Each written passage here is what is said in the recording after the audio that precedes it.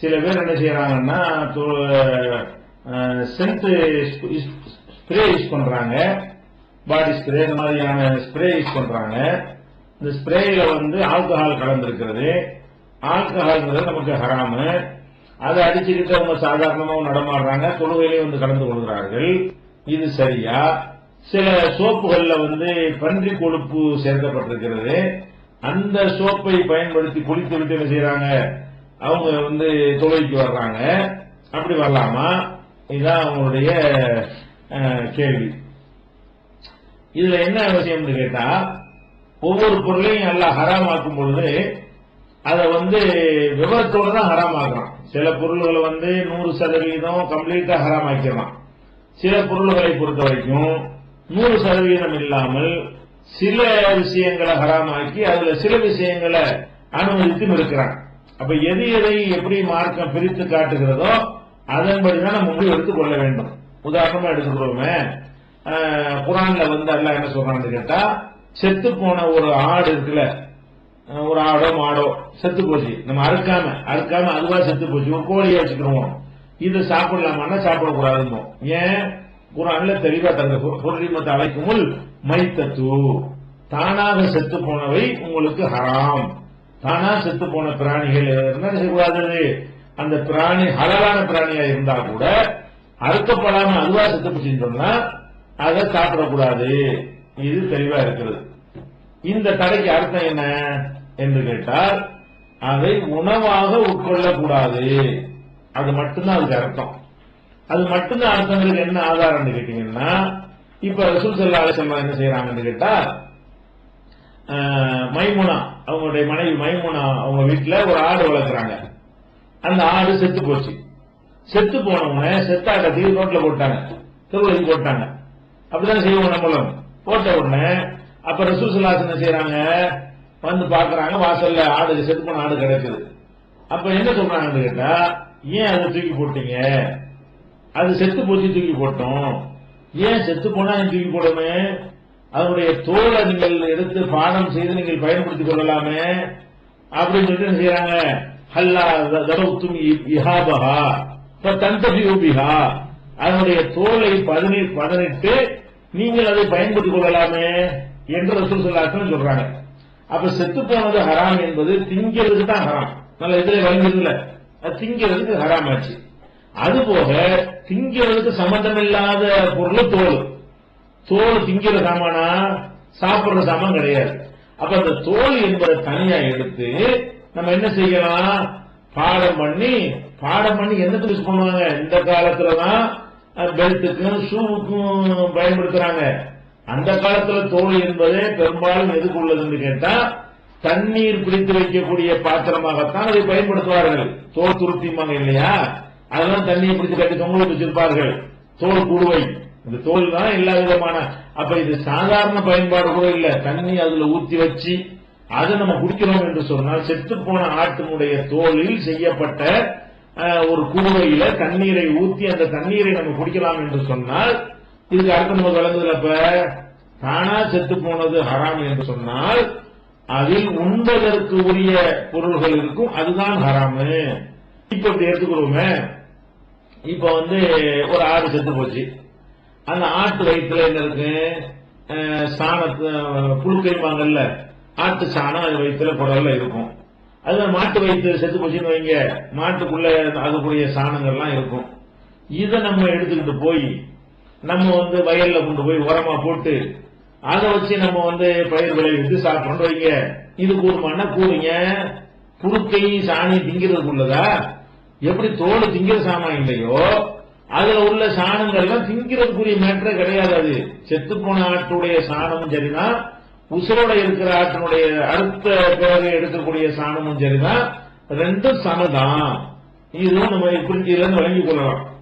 அதே நேரத்தில் திங்கிறதா ஹராம் சொல்லிட்டு அது வேற மாதிரி திங்கிற பொருளைய வேற மாதிரி யூஸ் பண்ணீங்கன்னு வைங்களேன், அது குற்றமாயிரும். இப்ப உதாரணமா ரசூல் ஸல்லல்லாஹு அலைஹி வஸல்லம் செஞ்சாங்கன்னு கேட்டா, சஹாபாக்களை கேட்கிறாங்க, அல்லாஹ்வுடைய தூதரே, ஒரு ஆடோ மாடோ செத்து விட்டது, அந்த செத்து போனதனுடைய கொழுப்பு இருக்கிற அந்த கொழுப்பை எடுத்து அதை கப்பலுக்கு பூசிக்கொள்கிறார்கள். சில பயன்பாடுகளுக்கு வெளியே ஏதாவது புற உபயோகத்திற்கு உள்ள திங்கிறது அல்லாம வெளி உபயோகத்திற்கு மாத்திரம் பல விளக்கரிக்கிறார்கள், கப்பலுக்கு பூசிக்கொள்கிறார்கள். இது மாதிரியான காரியங்களுக்கு பயன்படுத்தலாமா அப்படின்னு ஒருத்தர் கேட்கிறார். அப்ப ரசூல் ஸல்லல்லாஹு சொல்லுவாங்க, இப்படித்தான் யூதர்களுக்கு கொழுப்பை அல்லாஹ் ஹராமாக்கிய பொழுது அவங்க தாங்கள் சாப்பிடாமல் கொழுப்பை உருக்கி அதை விற்று அந்த காசை சாப்பிட்டார்கள். அந்த மாதிரி நீங்க செஞ்சு விடாதீர்கள் அப்படிங்கிறாங்க. இது பாருங்க, ஒரே மையத்து தான், செத்து போன ஒரு ஆடு தான். செத்து போன ஆட்டுல தோலை பயன்படுத்துறதுக்கு அவங்கள வலிய போய் சொல்றாங்க, யாரும் கேட்க கூட இல்ல. அவங்கள வலிய போய் அனுமதிக்கப்படுதுங்கிறாங்க. ஆனா கேட்கும் பொழுது கொழுப்பு பயன்படுத்தலாமான்னு கேட்கும் பொழுது அது பயன்படுத்தக்கூடாது, இப்படிதான் யூதர்கள் கெட்டு நாசமா போயிட்டாங்கிறாங்க. ரெண்டுக்கும் வித்தியாசம். கொழுப்பு என்பது நம்ம சாப்பிடாவிட்டாலும் அது சாப்பிடுவதற்கு உரிய ஒரு பொருள், சாப்பிடுவது தடை செய்யப்பட்டு விட்டது. அதை வித்து சாப்பிட்டாலும் அதை சாப்பிடாதான் அர்த்தம், அப்படி பிரிக்கிறாங்க. தோலை பொறுத்த வரைக்கும் நீங்க அறுத்தா கூட தோலையா தின்போம், தோலை உரிச்சு வேற பர்பஸ் தான் பயன்படுத்துவோமே தவிர சாப்பிடுறதுக்கு உள்ளது கிடையாது. அதனால ஒரு ஆடு ஹராமுக்கு அர்த்தம் என்னன்னு கேட்டா, ஆடோ பண்ணிய கூட எடுத்துக்கோங்களேன், பண்ணிய கூட எது ஹராம்னு கேட்டா அதுல உள்ள திங்கிற பொருள் இருக்கு பாருங்களேன், அதுதான் நமக்கு ஹராமாவது.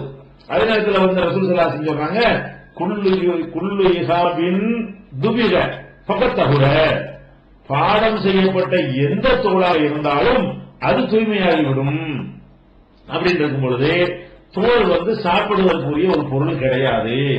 அது யாரும் அது சாப்பாட்டுக்கு பயன்படுத்துவது இல்லை. கோழியுடைய தோலா இருந்தா சாப்பிடுறதுக்குரியது, ஆட்டு தோல் சாப்பிடுறதுக்குரியது கிடையாது. அப்ப அந்த மாதிரி எல்லாம் இருக்கும் பொழுது என்ன செய்யலாம், அதை இப்படி வித்தியாசப்படுத்தி நம்ம விளங்கிக் கொள்ள வேண்டும். இது ஒன்னும் பஸ் விளைவிக்கிறங்க. அதே மாதிரி இப்ப ஆல்கஹால் மேட்டருக்கு வருவோம். ஆல்கஹால் மார்க்கத்தில் ஹராமாக்கப்பட்டிருக்கிறது. அது எதுக்காக வேண்டி ஹராமாக்கப்பட்டிருக்கிறது, அது குர்ஆன்ல நீங்க படிச்சுட்டு வந்தாலே தெரியும். அது ஹராமாக்கப்பட்டதுக்கு காரணம் அதனுடைய வாடையோ அந்த பொருளுடைய தன்மையோ கிடையாது, போதை தான் காரணம். அந்த ஆல்கஹால் ஹராமாக்கப்பட்டதுக்கு என்ன காரணம், அதில் போதை இருக்கிறது என்கிறது தான் காரணம். போதை இருக்கிறது என்பது எங்க வரும்னா உண்ணும் தான் வரும். ஏன்னா போதையா இருக்குமோ துள்வாதீங்கன்னு நல்லா சொல்றான், அதுக்கப்புறம் அறவே குடிக்காதீங்கன்னு சொல்றான், விட்டு விடுவது நல்லதுங்கிறான், அப்புறம் கண்டிப்பா விட்டு விடுங்கிறான். இதுக்கெல்லாம் என்ன காரணம், போதையில் உலக ஆரம்பித்தார்கள். இந்த மதுபானத்தை அல்லாஹ் ஹராமாக்கினது என்பது பூசிக்கொள்வதற்கோ அல்லது வேற வேற மாதிரியான பயன்பாடுகளுக்கு பயன்படுத்துவதற்கோ அது என்ன செய்யல, மார்க்கம் தடுக்கவில்லை. அது உள்ள போனா வேற மாதிரி இது வேலை செய்கிறது அப்படிங்கிறதுனால என்ன செய்யுது, அது தடுக்கப்பட்டிருக்கிறது. இப்ப அந்த ஸ்ப்ரேயில நீங்க வாய்க்குள்ள அடிச்சு நீங்க கொஞ்சம் குடிச்சேன்னு சொன்னா அது உங்களுக்கு ஹராம் ஆயிரும். இது ஒரு சொத்து தான் ஹராம் தான். எந்த பொருள்ல அதிகமாக பயன்படுத்தும் பொழுது போதை ஏற்படுமோ அந்த பொருள்களை குறைவாக பயன்படுத்துவதும் ஹராம். மா அஸ்கர கதீருஹு ஃபகலீலுஹு மின்ஹு ஹராம். எந்த பொருளை அதிகமாக பயன்படுத்தும் பொழுது போதை ஏற்படுத்துகிறதோ அந்த பொருளை குறைவாக பயன்படுத்தினாலும் ஹராம் என்று ரசூல் ஸல்லல்லாஹு அலைஹி வஸல்லம் அவங்க சொல்லி இருக்கிறாங்க. அதன் அடிப்படையில் நம்ம போதை ஆல்கஹாலா இருக்கட்டும், சாராயமாவே இருக்கட்டும், சாராயத்தை நீங்க என்ன செய்யலாம், அது போதைக்கு தான் மார்க்க தடுக்கப்பட்டிருக்கு. சாராயத்தை ஊத்தி விளக்கு எரிக்கலாமே, ஸ்பிரிட் ஊத்தி விளக்கு எரிக்குவாங்க இல்லையா, விளக்கு எரிக்க பயன்படுத்துறீங்க. அது ஹராமாக்கப்பட்ட நோக்கம் அது ஒரு நஜீஸானது என்பதற்காகலாம் கிடையாது. பதனி இருக்குது, பதனின்னு மரத்திலிருந்து இந்த பாலைய தென்னம்பாலை பனைமரத்து பாலையை வெட்டினார்களே, ஆனால் சுட்டு சுட்டா அதுல இருந்து என்ன செய்யும், வடியும். வடிஞ்சவன என்னவாயிரும், அதை குடிச்சோம்னா ஒரு பானையை தொங்க விட்டுருப்பார்கள். ராத்திரி வெட்டி விட்டு வந்தா காலையில போய் எடுத்தா பானை நிறைஞ்சிருக்கும். அந்த பாலை குடிச்சா என்னவாயிரும், போதை வரும். அதனால அது என்னவாயிரும், ஹராமாயிரும். அதே நேரத்தில் அந்த பானையை கட்டும் பொழுது அந்த பானைக்குள்ள கொஞ்சம் சுண்ணாம்பு இருக்குல்ல, சுண்ணாம்பை போட்டு வைத்தார்களே ஆனால், கால்சியம் அந்த சுண்ணாம்பு கொஞ்சம் கரைசலை ஊற்றி வச்சிருந்தார்களே ஆனால் அதுல சொட்டு சொட்டா அந்த பதநீர் விழுந்துச்சுன்னு வைங்க, அது போதையாகாம பதநீரா மாறிவிடும். பொருள் நஜீஸாவில் பாருங்க, அந்த போதை நீக்கணும்னு என்னவாயிடுது, அது அனுமதிக்கப்பட்டதாயிடுதா இல்லையா.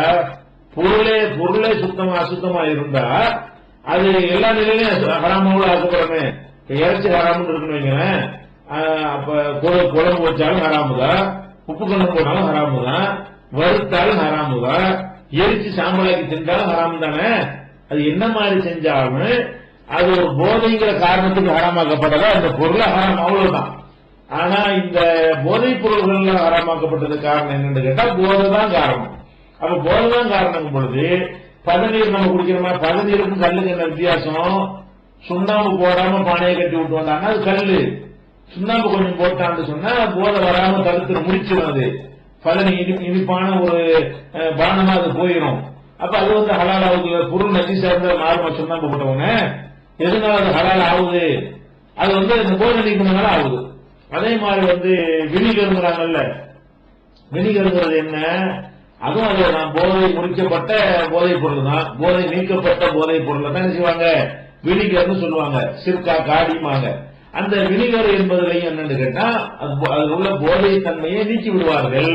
ஆனா போதைப் பொருள் இருந்தால் அது தயாரிக்கப்படுகிறது. அந்த மாதிரி இருக்கக்கூடிய நேரத்தில் போதை போயிடுச்சுன்னு அப்புறம் போட்டு நம்ம தடுக்கப்பட்டதாகணும். அந்த வகையில ஸ்ப்ரே அடிக்கிறது என்பது நம்ம உள் யூஸ் பண்ணல, இதுதான் பயன்படுத்தணும், வெளிப்புறமான பயன்பாடு தான் பயன்படுத்துறோமே தவிர உணவாக சோத்துல அடிச்சுக்கிட்டு சாப்பிட்டா அது தப்பா போயிடும். ட்ரெஸ் எல்லாம் அடிச்சுட்டு இருக்கோம், அது வயிற்றுக்குள்ளையா போகுது, அதான ஹராமா இருக்கும். அதனால ஸ்ப்ரே அடித்துக் கொண்டு தொழுதாலும் குற்றம் கிடையாது, வெளியில அடிச்சு கொண்டாலும் குற்றம் கிடையாது, அதில் ஆல்கஹால் கலந்துருந்தாலும் குற்றம் கிடையாது. ஏன்னு கேட்டா அது உணவாக அது வந்து என்ன செய்யப்படுறது இல்ல, அது யூஸ் ஆகுறது இல்ல. இது அப்படி பிரிச்சு வச்சுக்கணும். அதே நேரத்தில் வந்து பன்றியுடைய கொழுப்பை சேர்த்து சோப்பு தயாரிக்கிறார்கள் வைங்க, இது வந்து ஹராம்னு பச்சையா சொல்லிவிட முடியும். ஏன்னு கேட்டா பன்றியுடைய கொழுப்பை வந்து உருக்கி அதை வந்து வித்து அந்த காசை தின்றதை வந்து அதெல்லாம் தடுத்திருக்கலாம். அந்த பன்றியுடைய பொருளையே வந்து நேரடியாக பயன்படுத்துறது அனுமதிக்கப்படுமா? பன்றி கொழுப்பை வித்துட்டு வேற ஒரு பொருளா வாங்கி, ஏன்னா சாப்பிடறதுக்குள்ள ஒரு பொருள் அது முஸ்லீமுக்கு இல்ல, பொதுவாக அந்த பன்றியை சாப்பிடக்கூடியவர்கள் அந்த பன்றி கொழுப்பை சாப்பிடுவார்கள். அது சாப்பிடுவதற்கான ஒரு பொருளாக அவங்க பாவல் இருக்கிற காரணத்தினால அதை வித்துப்பட்டு அந்த காசை வாங்கி சாப்பிடுறத ரசூலுல்லாஹ் தடுத்திருக்கிறாங்க. அவங்களை சபித்திருக்கிறார்கள், அந்த யகூதிகளை சபித்திருக்கிறார்கள் என்ற காரணத்தினால அதுவே கூடாதுன்னா இது அதை விட மேல உள்ளதா மட்டமா உள்ளதா?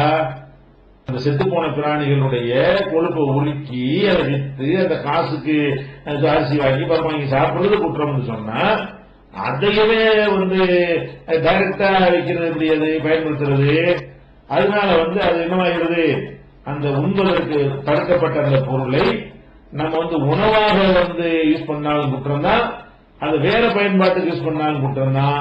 அப்படிங்கிற ஒரு அடிப்படையில் பார்த்தீங்கன்னு சொன்னா அந்த பன்றி கொழுப்பை பயன்படுத்தி நம்ம வந்து சோப்பு தயாரித்தால் அதை பட்டு குளிச்சா என்னவாயிரும், அது வந்து நமக்கு குற்றமாயி. அது ஒரு விஷயத்தை வாங்கிக்கிறேன், அதனால நஜிசாவும் சொல்லக்கூடாது, அது குளிச்சதுனால அவனுடைய தொழுகை செல்லாதுன்னு சொல்லக்கூடாது. ஏன்னு கேட்டா அப்படி மார்க்கத்தில் இல்ல, அந்த மாதிரி ஒரு பொருளை பயன்படுத்தின குற்றம், அவ்வளவுதான். அதாவது மார்க்கத்தில் தடுக்கப்பட்ட ஒரு பொருளை ஒருத்தன் விற்கிறான், ஒருத்தன் வாங்குறான், விற்கிறவனும் குற்றவாளி, வாங்குறவனும் குற்றவாளி. ஆனா அவன் யூஸ் பண்ணது எதுக்கு யூஸ் பண்றான்? அவன் உணவுக்கு யூஸ் பண்ணல, உடம்புக்கு தான் யூஸ் பண்றாங்கிற வகையில இன்னும் வராது, அவனுடைய உடல் நஜீஸாவும் ஆகிறாது. ஆனா எது வரணும், நீ எதுக்கு இந்த பன்றியை தடுத்திருக்கும் போது அதில் இருந்தா தயாரிக்கப்படுதுன்னு தெரியும் பொழுது ஏன் அந்த பொருளை நீ வாங்கின? அந்த வாங்கின குற்றம் இருக்கு இல்ல, ஹராமான பொருளை காசு கொடுத்து வாங்கின குற்றம் வருமே தவிர அதை யூஸ் பண்றதுனால நஜிசாவில் மனிதன் என்ன செய்ய மாட்டான், ஆயிட மாட்டான். அப்படிங்கறத விளங்கிக் கொள்ள வேண்டும்.